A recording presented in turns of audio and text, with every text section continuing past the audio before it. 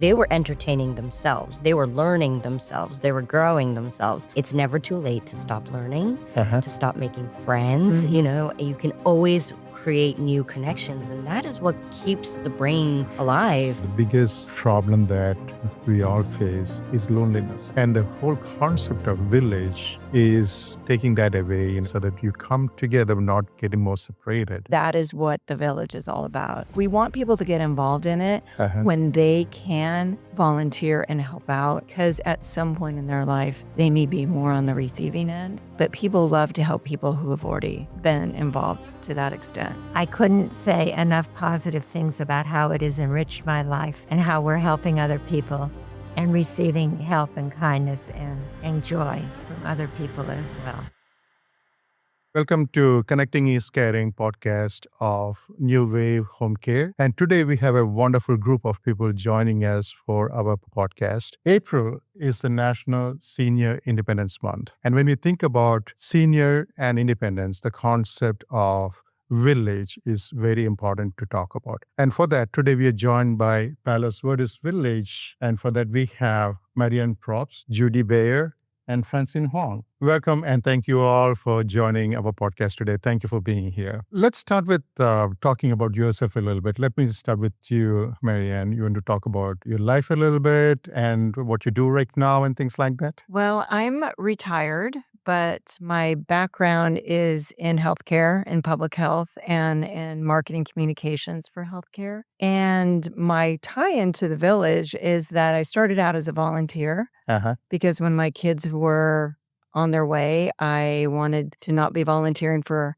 kids' activities anymore. And I started looking at what I was really interested in. And I've always been interested in healthcare, longevity, healthy ways to age. So I started volunteering for the village, which I'd heard of as it started. And I drove members to their appointments, got to know some incredibly fascinating people. And then when the executive director was moving on to another position, she asked me to take over for her. So when did you join the village? Which year did you join the village? As a volunteer, maybe 2016. Wow, it's a long time. Almost 10 years now. Yeah, I guess almost 10 years. Yes. Wonderful. And one of the first things I worked on was with a couple other friends who were volunteering, and we decided that the women needed a women's lunch.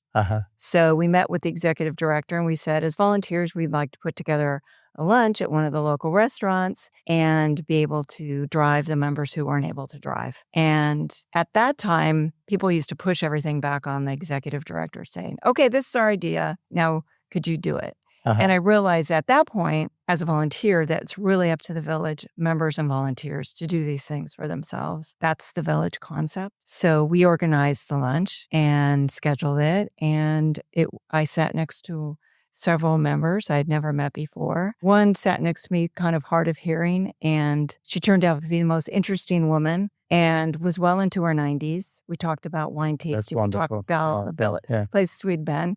So, anyway, that just kind of took off from there. And then I got involved as executive director. And how long were you the executive director of? 4 years. Now let me introduce Judy Bayer. Judy, how long have you been member of the Palos Verdes Village?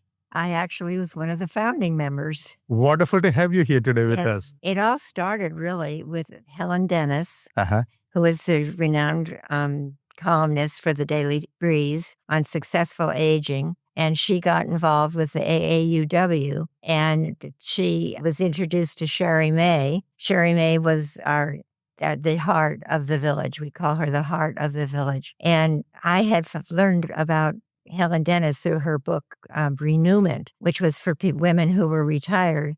And it was a social group, a gathering for women who had retired. And so between Helen and meeting Sherry, I got very, very excited about the village concept, which is throughout the United States. Started in Beacon Hill, Massachusetts. And I can remember the days that we would sit around Sherry May's kitchen table and we planned out the beginning of the village. Which year was this? It was before 2016 because this year is our 10th anniversary of being organized and incorporated. We are an incorporated nonprofit now. And it took a while to get all the I's dotted and T's crossed. But we did manage to do it. And we had as a kind of a central theme that we wanted to support everybody in the village, keep them connected because that was so important, keep them involved, keep them engaged, and help them stay in their own homes. That's not easy to do as you're growing old. And so to have the volunteers there to help, and both members and volunteers are part of the village. And our volunteers are incredible in the sense that they can do handyman work, and they do fantastic handyman work. Little things like putting in grab bars and that sort of thing. They will drive you anywhere in the village in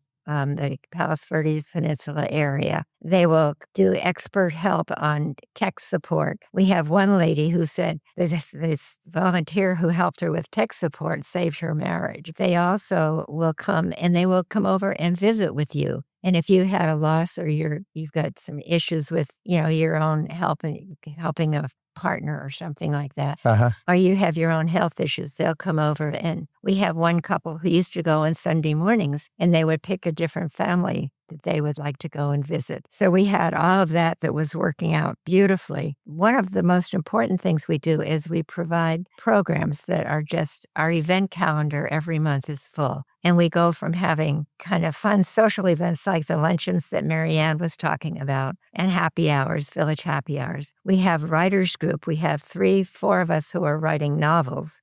And we have a group that we read chapters and sections to, plus other people who submit sections of, just essays and what. And do you publish his writings, the novels? Are you publishing it also? One of us has published already. Okay. And he's working on it. He's rewriting it, actually. Nice. Since he's published it. Wonderful. And at this point, mine is completed, but I'm going through it and reading sections to them, and I only have a few more chapters left. So we'll see what happens. Now I'd like to turn to Francine. So Francine, what attracted you to become a board member at... Yeah, so I had been in elder care for about 5 years, and I'd known about the village because they had always had this like dynamic programming, and it seemed like these were a group of older adults that didn't want to be just entertained. They were entertaining themselves. They were learning themselves. They were growing themselves. And so I thought that was a really interesting concept. And I knew about the village concept for a while. And our current executive director, Laura,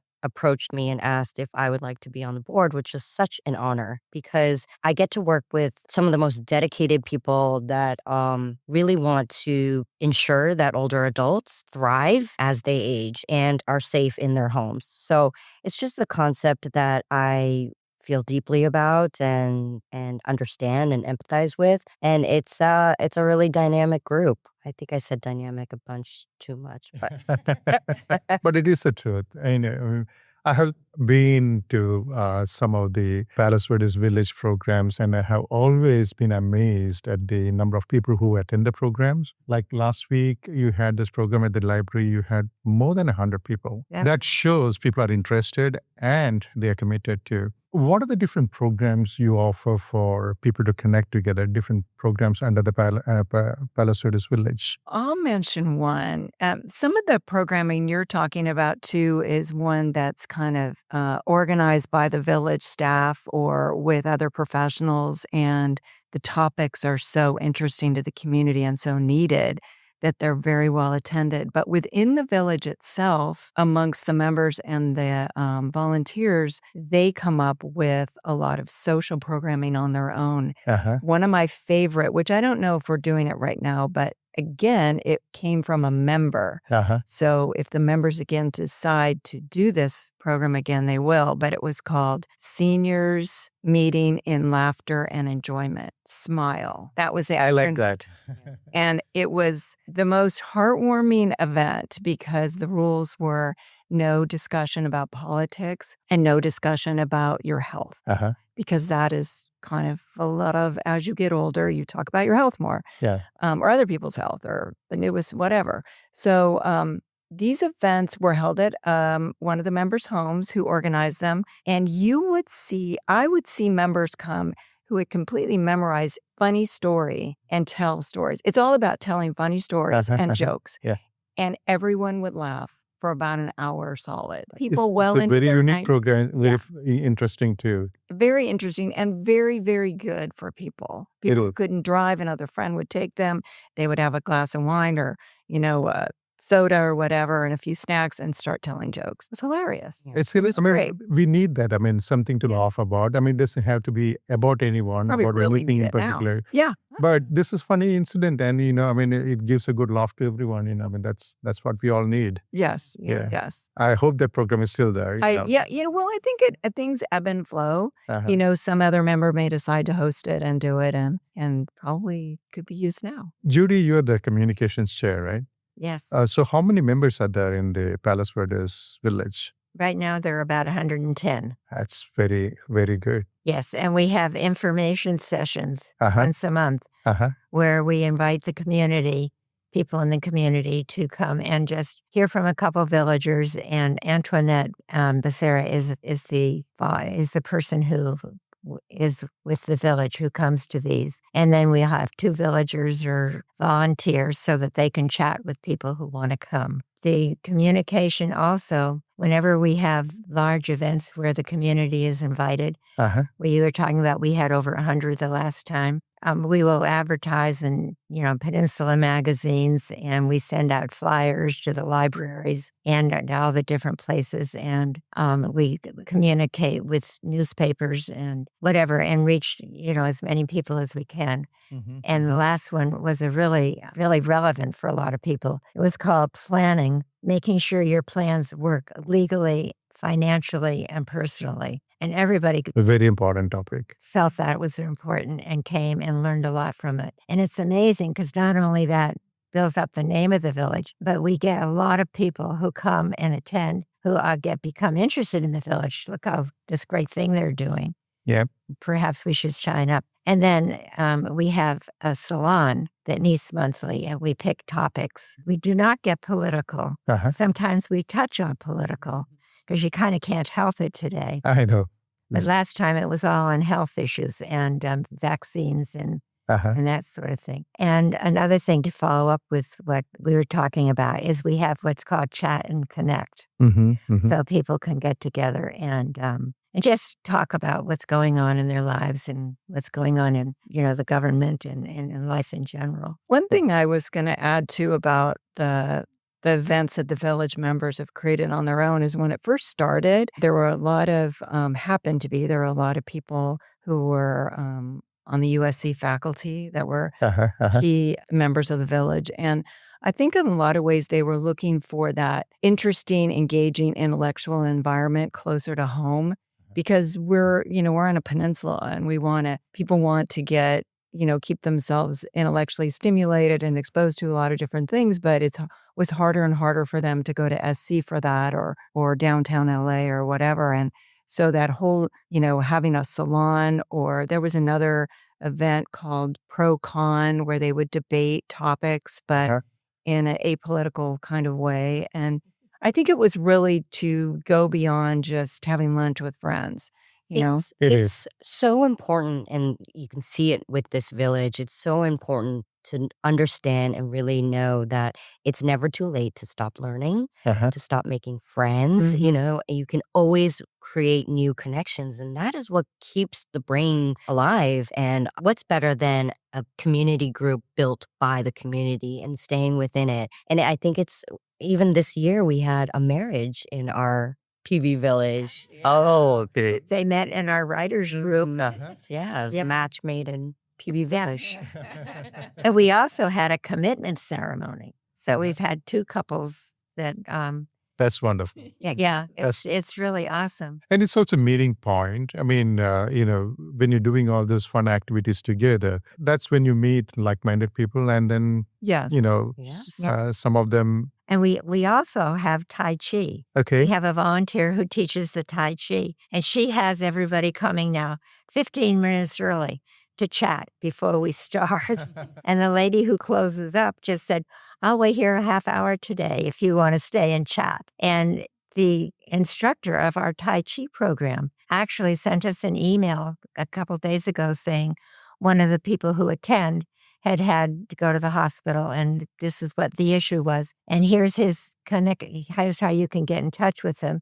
He would love to get a card from you. And I thought, that's the beautiful way of the connecting and the It is. friendship and the Yeah, really helping people. absolutely. as one grows older, the biggest problem that we all face is loneliness. And the whole concept of village is taking that away, taking it apart piece by piece so that you come together, not getting more separated, right? So just want to kind of delve on that topic a little more because going back to the theme of, the conversation today about independence, keeping the seniors independent in their homes. Tell me some fun stories about what happens in the village.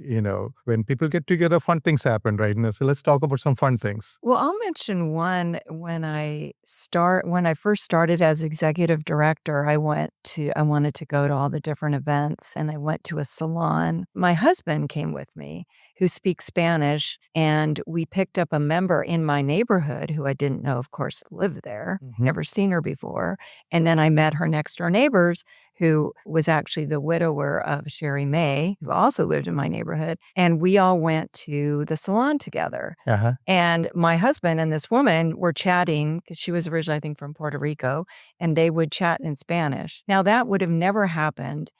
And she lives probably 4 blocks from me. I Wow. walk by the house all the time. Never knew she lived there. That kind of thing is... That's really cool. Yeah, I mean, and to go to someone's home, we're not going to a senior center. We're going to another person's home. Oh, yeah. And that's a huge difference. That's a huge difference. Yes. And I mean, there is a taboo when you say senior center. I'm not saying that there should be a taboo, but it's there in our mind. Yes. But here we are meeting each other in our homes. That's a completely different environment. Yes. Yeah. Yes. It's a completely different environment. And a lot of people still want to entertain, but they don't know enough people anymore to entertain, or they need some help, and the village can provide that help. But they're having people back in their home, which is really nice. Wonderful. Yeah. And we also we've had some sing-alongs, which are really fun, and different holidays. And we also have happy hours. And even the men have their own happy hours and then have their own lunches. And the women just, I guess, started. Yeah, I saw that. Yeah, which I found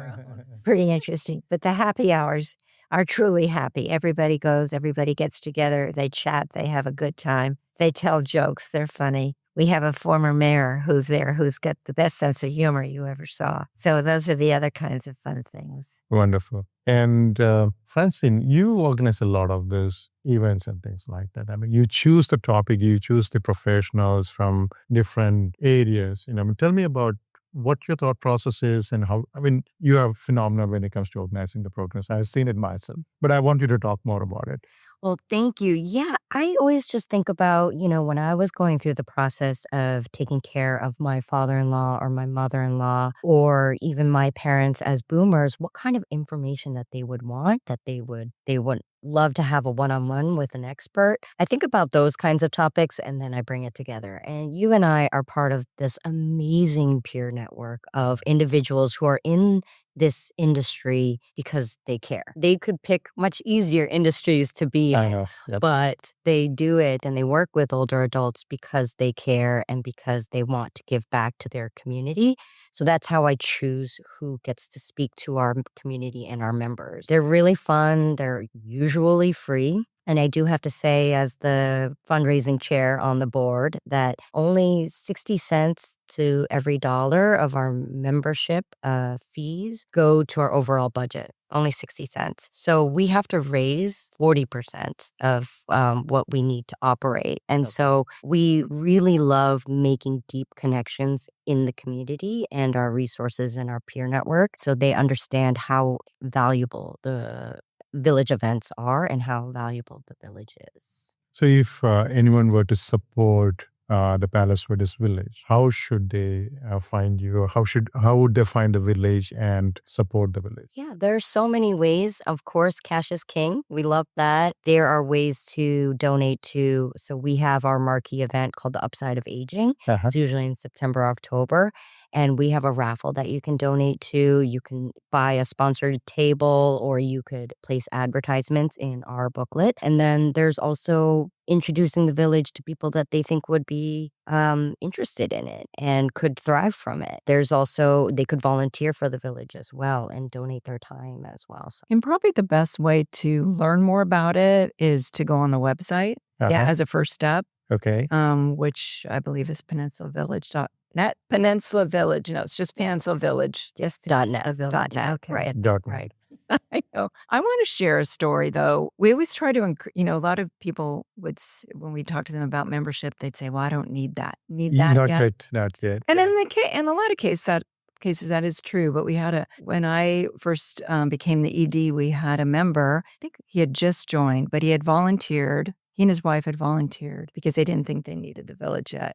But then he got so engrossed as a retired physician in the social events. He was on the board, but he was also going to all the social events. And he did join. And these were events that were open to volunteers also. And he joined, and then he came on the board. He had lots of ideas for programs. He ran the program committee. He started the men's group. He started the men's happy hour. He drove members. He visited members. He was just such a huge part of the village. And then one day he had his own health issue. Mm-hmm. Oh, wow. And it's come full circle. And I've seen that in the relatively short, and when you consider my lifetime exposure to the village. But he came back to the writers group, which he was very, very involved with. And he managed to read a story about his whole experience with the village. With his illness. With the illness. And and his rehab and what he's had to go through. And he used to be on the opposite end. And his whole group of friends, village members, were there to support him and to listen to that. And it was really, really a poignant moment. And I felt for me to see that full circle, that is what the village is all about. It is. And we want people to get involved in it when they can volunteer and help out. And because at some point in their life, they may be more on the receiving end, but people love to help people who have already been involved to that extent. Yeah, and people connect more also when you are part of the village and you're going through that process yourself in that stage of your life and things like that. Yeah. We are able to relate to that kind of situations a lot better when, I'm going through it and you're going through it. So we are able to connect that as compared to somebody else who is coming from a different situations in life. They may not be able to see what the village is going through. It comes a full circle. You're absolutely right about that. We feel like the concept works the best when people have been able to give too before they've needed that. The by us, for us. Right. Yes. I mean, you can have people come in who need a lot of help and we're there to help them. But that real feeling of like, gosh, I know this person really well. He's been a member for years and now we really want to help him and pay him back in that way. Coming to Judy, you're the communications chair. So if you want to speak to all the people out there who should be member of the Palos Verdes Village, what would you say? I would say just after what you've been hearing today, everybody has spoken from the heart. Yes. And what they have said has just made me feel so good about the village, that you too should be feeling good about the village. We do put out a newsletter 4 times a year. One is about to come out now. You would get a lot of information about the village in that. If you go on our website, you get a lot of information. You have personal stories and you have personal insights, our history. And I will say, after being involved with the village since the very beginning, probably 12, 14 years now, if this is our 10-year anniversary of being official, I couldn't say enough positive things about how it has enriched my life, how I have learned to share and to help others and to be kind and all the principled things. We even had a salon about principles once, and coming back feeling so good about where we are and how we're getting along and how we're helping other people and receiving help and kindness and joy from other people as well. Thank you. Thank you, Marianne, Judy, and Francine. Thank you all representing Palos Verdes Village and having this conversation with me today. Village is truly the concept everybody should be part of. And I hope the stories you shared connects with people who listens to this and becomes part of the village. Thank you all for being part of the show today. This is Connecting is Caring podcast from New Wave Home Care. We are a home care agency serving all of Los Angeles County all the way up to Palm Springs.